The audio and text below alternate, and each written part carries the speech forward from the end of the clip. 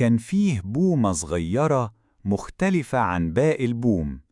من يوم ما فتحت عينيها على الدنيا وهي مليانة أسئلة، بتقف قدام النهر تقول: ليه المية هنا صافية وشفافة لكن في البحر لونها أزرق؟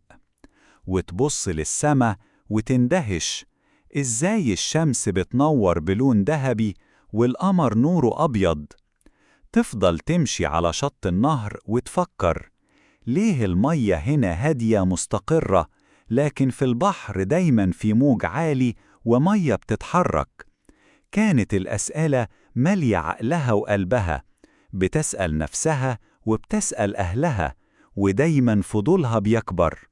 في يوم باباها البومة الحكيم شافها قلقانة ومحتارة، قرب منها وقال لها: يا بنتي، الأسئلة دي مش هتخلص، لكن الطريق الصح مش إنك تفضلي محتارة، الطريق إنك تقري وتبحثي، الكتاب هو اللي هيدلك.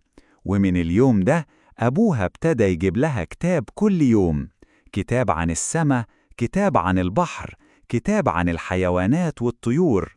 كانت أول مرة تمسك كتاب تحس إن فيه عالم سحري بيتفتح قدامها، وكل ما تقرأ تلاقي أجوبة، لكن في نفس الوقت تلاقي أسئلة جديدة. ولأنها فضولية عمرها ما شبعت من المعرفة، قلبها بقى متعلق بالقراية، وعقلها بقى دايما عايز يعرف أكتر.